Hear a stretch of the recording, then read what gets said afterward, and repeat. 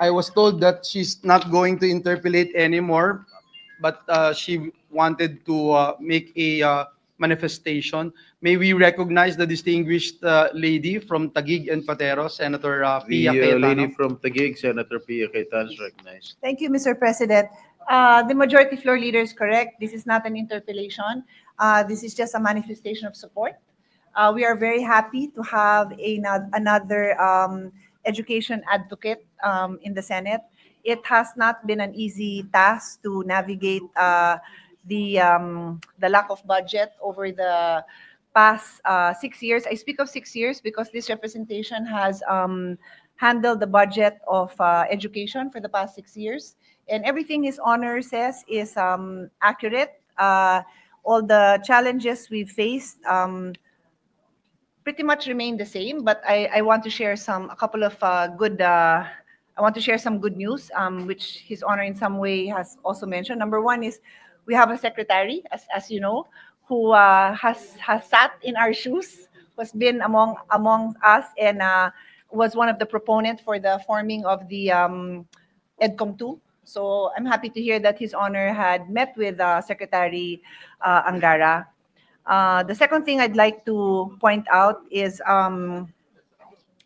in terms of the budget, I join His Honor in expressing our joy that the President has made it very clear that it is a priority. And in the 3 years, we really hope to see, at the end of the day, it boils down to funding.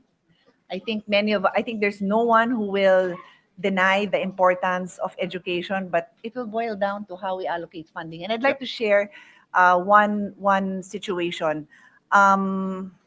Based on, was it the 159? That's last year? Last year. Okay. So I'm just going to share last year's data because that's the data I had when I handled the budget. 159,000 shortage of classrooms, 159,000. But the budget allocated was good for 7 billion. But to address the 159 billion, if you divide that, 159,000 shortage, the needed budget is 398 billion. So kung yung 159,000 na shortage, you try to fill that gap in 10 years, that 398 billion, you will spend 39 billion per year. Correct? Basic naman, no? 398 divided by 10, 39 billion. And yet, ang na-budget natin 7 billion lang. last year, for this year, is 7 billion. So we will have the same conversation, Your Honor, in a few months, because it will boil down to what is our political will to address this. And I also want to point out that this does not include the damaged classrooms. Yes. That is actually the low-hanging fruit. Paayos mo na lang. Unfortunately,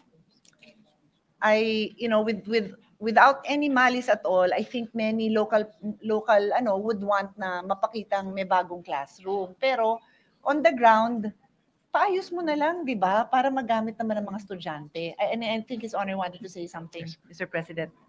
Yes, please proceed. Yes, let me just, although this is not an interpellation, but if I may just mention, I'm very bullish about this year's budget, Mr. President, because our new Chairman of Finance is the former Chairman of Education, who knows this inside out and who was instrumental in putting together EDCOM 1 and 2. So we've talked on the side with our Chairman for Finance, and we can make a push. I also remember in the SONA, Mr. President, I think the President mentioned that his target is 40,000 classrooms for this year.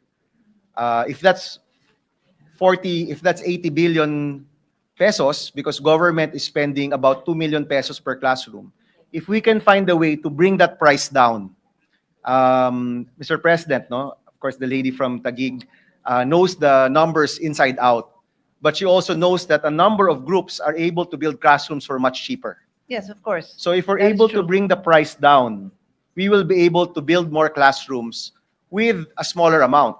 So if the target is 40 billion classrooms, 40,000 classrooms, which might be 80 billion pesos, and we can bring the price lower, we'll be able to build more classrooms this year. At ang panawagan ko, Mr. President, maging bukas tayo sa mga hearing at alamin natin bakit ganun yung mga presyo. Bakit ang lalayo ng mga presyo? Parang times 2 yung sa gobyerno at kalahati yung the gentleman from Bukidnon mentioned na hindi lang flood control, dapat pati classroom building imbestigahan. In fact, if we were to decrease the budget for flood control, ilagay na lang natin sa classroom building program. If I'm not mistaken, Mr. President, we spent 350 billion pesos on flood control for this year. O di yun na. Yun na, more or less yun na yung amount na kailangan for the 159,000 classroom shortage. Yes, Mr. President. Anyway, Mr. President, just one last point on the classrooms. The former chairman of the Committee on Education will recall that one of the biggest problems we face also is absorptive capacity. So many of these LGUs will include in their wish list budget for classrooms, pero hindi pa nila nagagawa yung pag-survey doon, tapos minsan yung property na i-allocate nila, yun yung malalandslide. Yes. So in the first 3 years that I handled the DepEd budget, that was the biggest problem. Hindi makagalaw, nagtuturoan yung, Senator Mark Villar is here, nagtuturoan yung DepEd and yung DPWH, kasi sabi ni DPWH hindi nila magalaw dahil kulang yung preparatory work that must be done. So just sharing this Yes. with His Honor, because these are the issues, I think paikot-ikot lang to. 2 last points very quickly. This representation, as chairman of the Committee on Sustainable Development Goals and Futures Thinking, we came up with a report. It's called The Future of Education. We will be happy to furnish His Honor with a copy. And finally, I just also want to put on record that hindi nakalimutan niyo akong banggitin. Kasama din ako sa EDCOM. I just graciously resigned to make room because nung naging chairman of energy ako, Senator Alan became higher ed chairman. So with a reluctant heart, I gave up my seat. But I continue to be very supportive of all. So as I will still be under His Honor's term. Thank you, Mr. President. Thank Thank you, Senator Pia. Mr. President, Yes, Senator Aquino. we will amend the speech to include the lady from Taguig. Thank you very much to the lady from Taguig. One question, Senator Aquino, if I Yes. may. How many classroom shortage in each region? Like, for example, in Metro Manila, Region 1 and up to Region 12? I don't have the data right now, Mr. President, but I think that's in the EDCOM report. And during the hearings, mahihimay po natin yan. All right. And Mahihimay on a po. lighter note, Senator Aquino, you mentioned earlier, nung nakikinig ako sa iyo yung privilege speech na masaya ka at maraming binanggit si Pangulong Marcos tungkol sa education. Yan ba'y pagpapatunay na sinusuporta niyo si Pangulong Marcos? Mr. President, no, para sa edukasyon, lahat po tayo kailangan magtulungan. That's been my position ever since. At kahapon po, I was pleasantly surprised na nakaready na po yung speech ko eh. Kaya parang bumingo po talaga tayo. Ang rami po dito nabanggit po nung Monday. We're very thankful for that. Thank you, Senator Aquino. Mr. President, the gentleman, Senator Kiko Pangilinan is also seeking the floor. I move that he be recognized, and then Senator Padilla. Senator Francis Pangilinan is recognized. Thank you, Mr. President. This is not an interpellation, but I would just like to make a manifestation after listening to the privileged speech of our colleague, Senator Bam Aquino. This is to inform the good chairperson and our colleagues that this representation filed a bill, Libreng Almusal, for our grade school students as well as daycare center children. The incidence of stunting is alarming. There is an epidemic of hunger among our children. And it is not just stunting, it also affects the ability of our children to stay in school.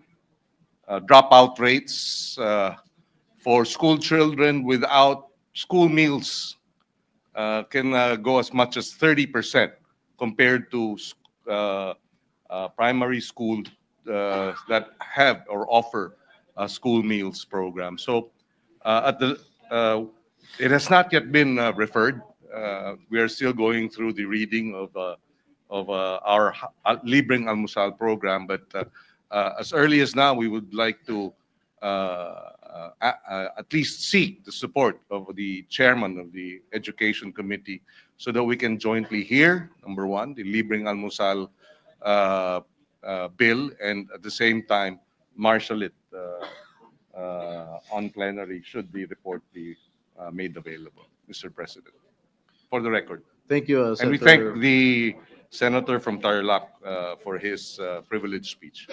Thank you, Senator Pangilinan. Senator Aquino? Mr. President, we welcome the manifestation of the gentleman from Quezon City. And once it's referred, we will prioritize the hearing of the bills on nutrition. And definitely, Mr. President, yung libreng almusal, isa po yan sa mga mahalagang panukala pagdating sa nutrisyon para sa mga kabataan. Thank you, Mr. President. Thank you. Salamat, Senator Padilla. Senator Aquino? Yes, we'd like to thank the gentleman from Camarines Norte. Maraming salamat po, Senator Padilla. At isasama po natin ang usapin tungkol sa kurikulo dito po sa mga susunod na hearing at masasama po dyan ang usapin tungkol sa kalikasan. No? Nung ako po ay grade 4, alam ko may 4-H club kami, may kailangan ng planting, Boy Scout, no? Tree planting, napakaraming mga ginagawa po para mapalapit sa kalikasan.